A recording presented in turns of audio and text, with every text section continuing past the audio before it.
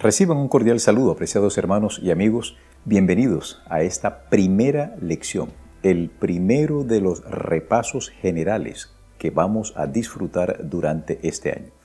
El título general de este folleto lleva como título Administrar para el Señor. Como es habitual, es importante que nosotros comencemos invocando el nombre de nuestro Dios, pidiéndole su bendición a fin de que este estudio sea de gran bendición para cada uno de ustedes. Oremos. Querido Dios, te damos gracias por tus misericordias, gracias porque damos inicio a un nuevo año, gracias porque en el año pasado tú fuiste benévolo con nosotros. Permite, Señor, que la bendición del cielo recaiga en cada uno de nosotros y al momento de estudiar tu palabra seamos instruidos por tu Espíritu. En Jesús. Amén.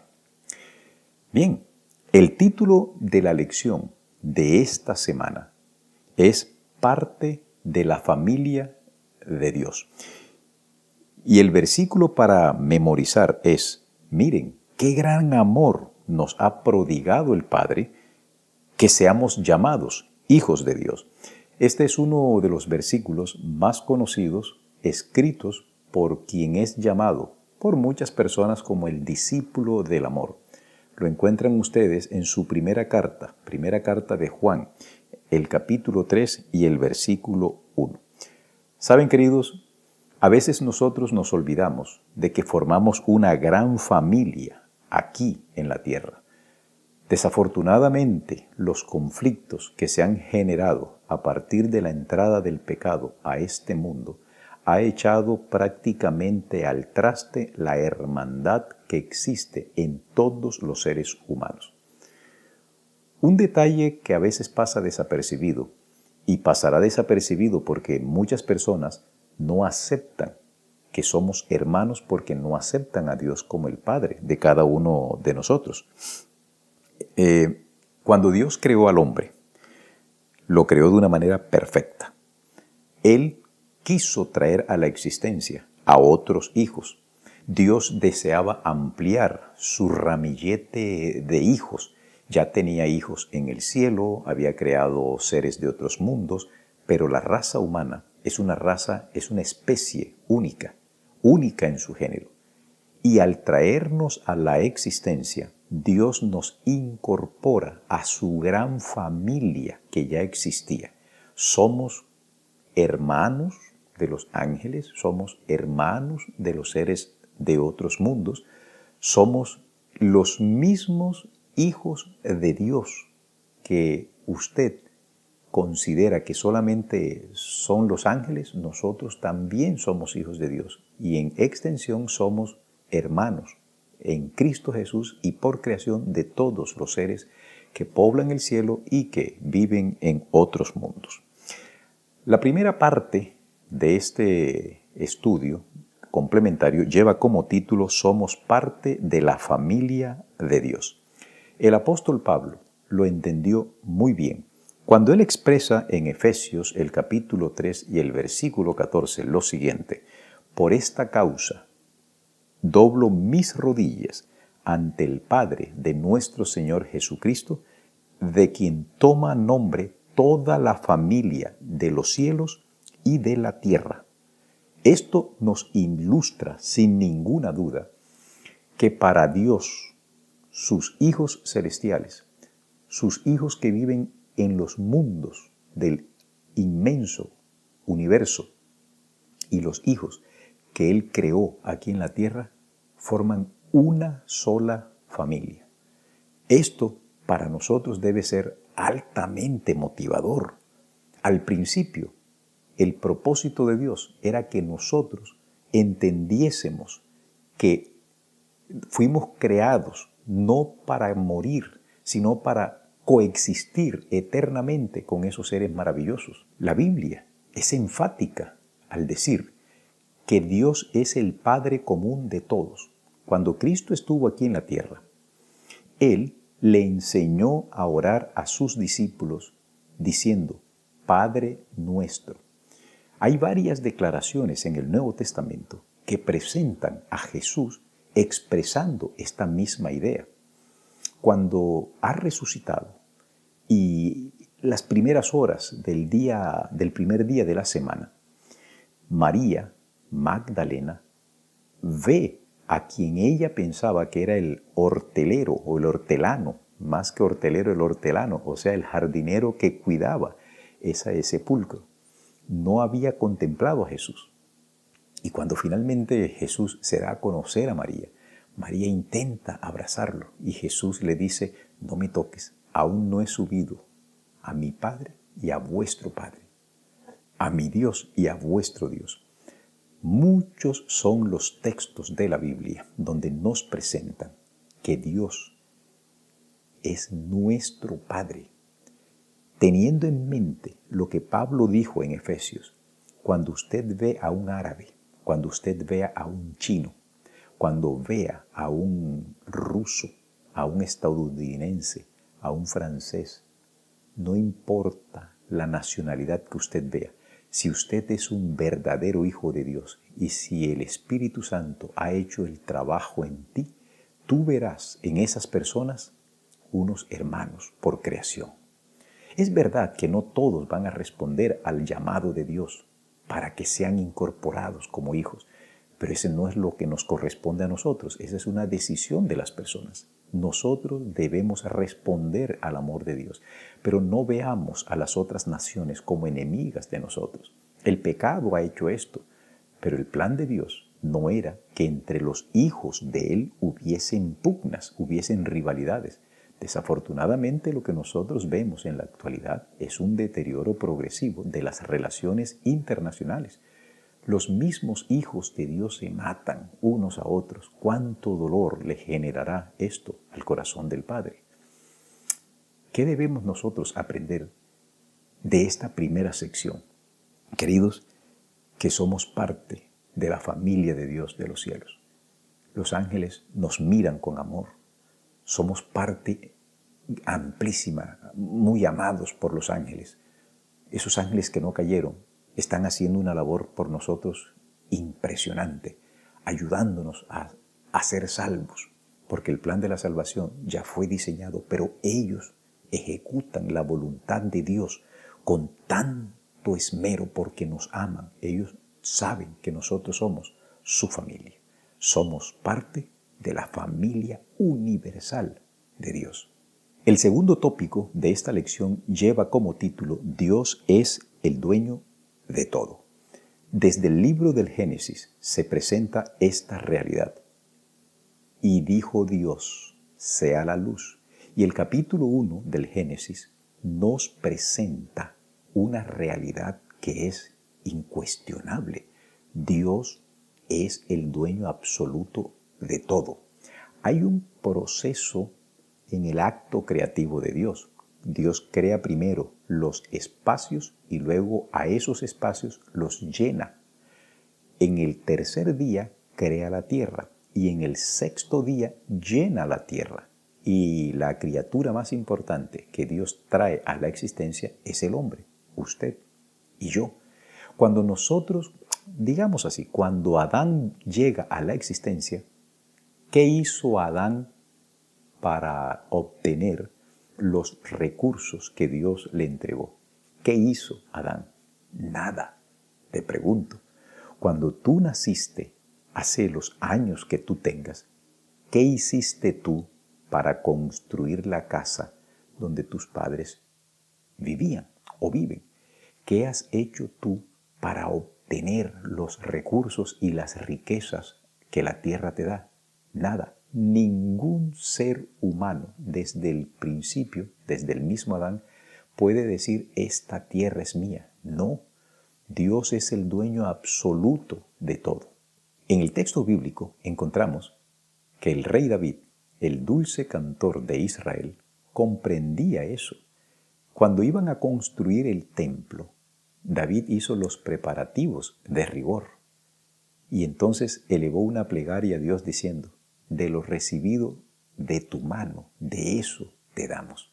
Es por ello que es vital que usted entienda que no hay nada que exista sobre esta tierra que te pertenezca. Mira la ecuación tan simple. Yo nací un 19 de octubre de un año por allá, lejano, 1964. Ese día nací yo. Cuando yo nací, ya el mundo existía. Hoy tengo los años que tengo y el mundo existe. Las cosas que Dios me ha dado a administrar son de Dios, no son mías. Y cuando yo me muera, no me llevo nada. Cuando tú te mueras, no te llevas nada. Personajes famosos como Steve Jobs, el dueño de Apple. Famosos muertos como los grandes presidentes que han existido, hombres de mucho dinero, de muchos recursos. ¿Qué se llevaron de aquí? Nada. Pero algunos dicen, esto es mío. No. Acuérdate, de Jehová es la tierra y su plenitud. Dios es el dueño absoluto de todo lo que existe en este mundo. Este pensamiento nos debe inducir a nosotros a ser agradecidos con Dios. El tercer tópico se titula Recursos disponibles para la familia de Dios. Pero antes de seguir en el estudio complementario, déjame recordarte que suscríbete al canal. Para nosotros es muy valiosa la participación de tus comentarios. Déjanos tus comentarios. Procura hacer comentarios bondadosos. Procura no censurarme porque tú no estés de acuerdo con un concepto. Puedes decir, no estoy de acuerdo con eso. Acuérdense que nunca he pretendido tener la verdad. Nadie la posee, menos yo.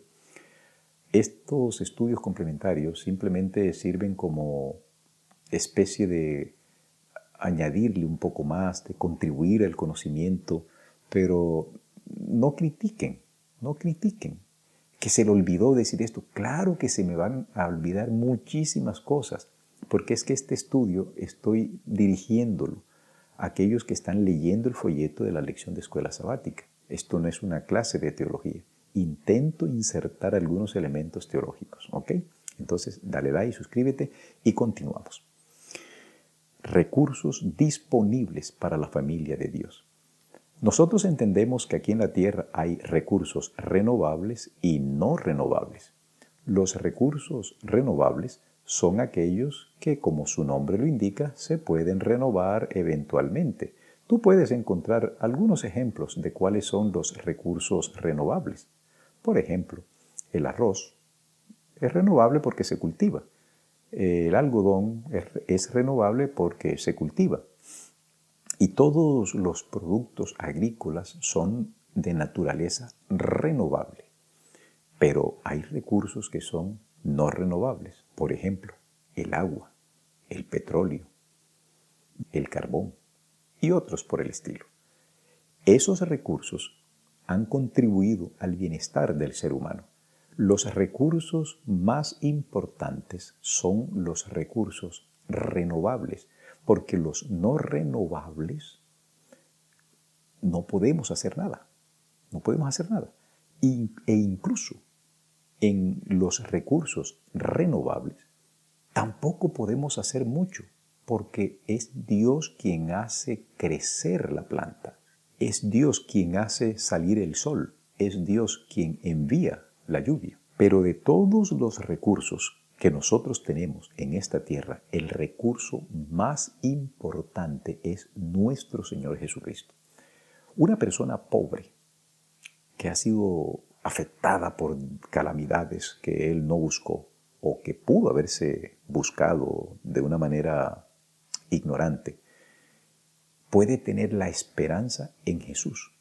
Pero una persona que no tiene la esperanza de ese recurso eterno e infinito que es Jesús, va a sufrir dificultades.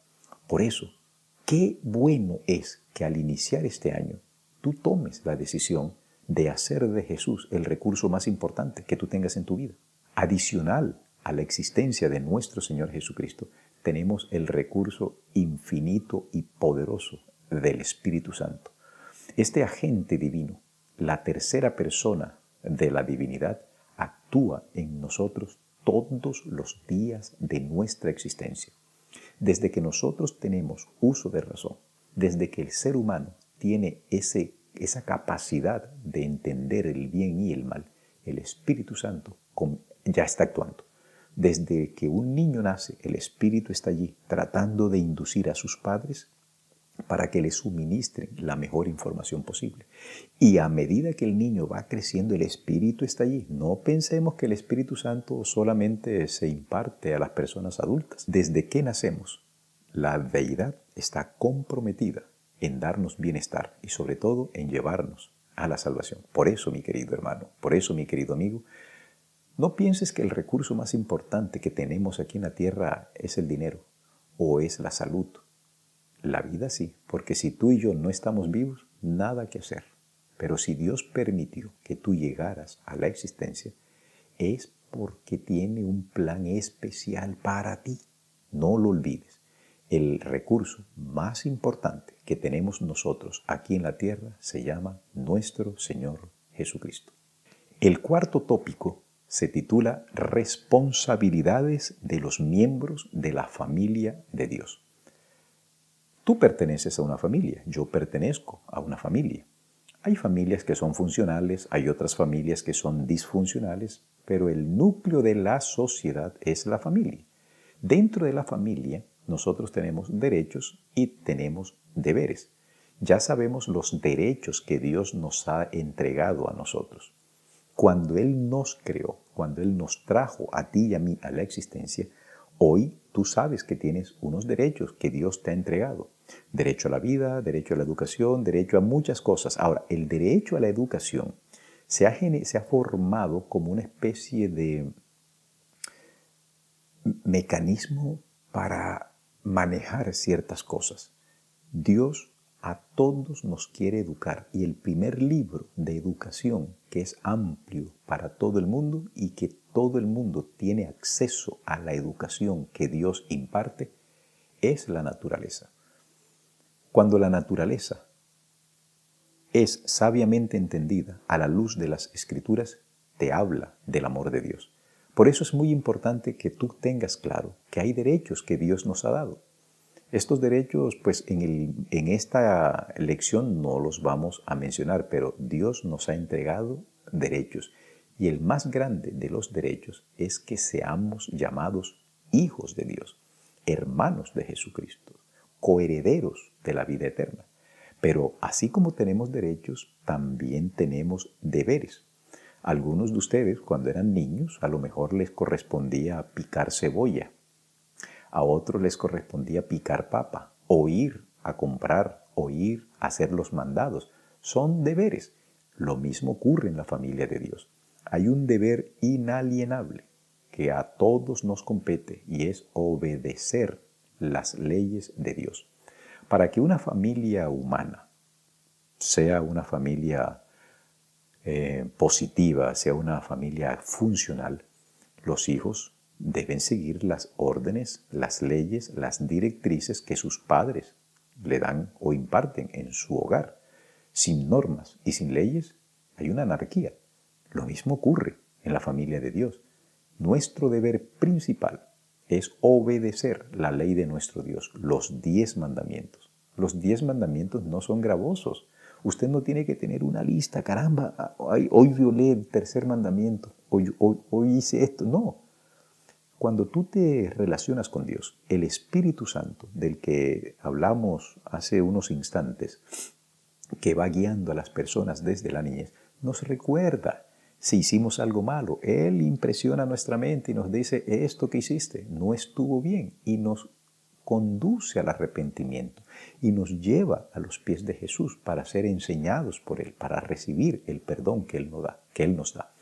Pero nuestras responsabilidades como miembros de la familia también incluye ofrecer los recursos que Dios nos ha dado a administrar y ayudar a otras personas con menos capacidad que nosotros o menos favorecidos. Entonces, los deberes que nosotros como miembros de la familia de Dios debemos realizar, los debemos hacer por amor. Hay 3 deberes básicos de la ley de Dios. El primero es amar a Dios por encima de todas las cosas. Amarás al Señor tu Dios con todo tu corazón, con toda tu alma, con todas tus fuerzas. A tu prójimo lo debes amar, pero no debes amar a tu prójimo más de lo que te amas a ti. Debe haber una correspondencia. Amarás a tu prójimo como a ti mismo. Este amor hacia nosotros se llama autoestima. Cuando un cristiano sabe que tiene deberes con Dios, obedecerá a Dios. Cuando sabe que tiene deberes con su prójimo, obedecerá las normas de convivencia con el prójimo y, por supuesto, obedecerá las normas y las leyes que rigen para su propio cuerpo. El quinto y último tópico del repaso introductorio del material complementario de la lección de escuela sabática es tesoros en el cielo. Jesús dice de la siguiente manera: no acumulen tesoros en la tierra, donde la polilla y el óxido corrompen, y los ladrones socavan y roban, sino acumulen tesoros en el cielo. ¿Cuáles son esos tesoros que podemos acumular en el cielo? Por supuesto que no podemos mandar dinero de aquí, porque Dios no necesita nuestro dinero. Él fue claro al decirnos: ¿tú crees que si yo tuviera hambre, yo te pediría a ti? ¿Que si yo tuviese necesidad de algo, yo te estaría importunando a ti? No, mi hijo, yo quiero que tú entiendas que todo lo que hay en la tierra, todo lo que hay en el universo es mío. Y si no hubiese algo que yo necesitase, lo creo, lo traigo a la existencia. Punto, sencillo. Pero es que yo no necesito ese tipo de tesoros. Yo lo que necesito es tu corazón. Por eso en la Biblia vamos a encontrar esta preciosa declaración: dame, hijo mío, tu corazón. No se está refiriendo al órgano pulsátil, se está refiriendo a nuestra mente. Cuando nosotros voluntariamente le entregamos a Dios el principal de nuestros tesoros, que es la libertad de elegir nuestra conciencia, Dios utiliza esa libertad que nosotros le entregamos para moldear y para hacer de nosotros seres mejores cada día. Entonces, lo primero que Dios quiere de ti es que entiendas que todo lo que hay en este mundo es de Él. En segundo lugar, el tesoro más importante que Dios espera que tú le entregues voluntariamente es tu mente, tu corazón.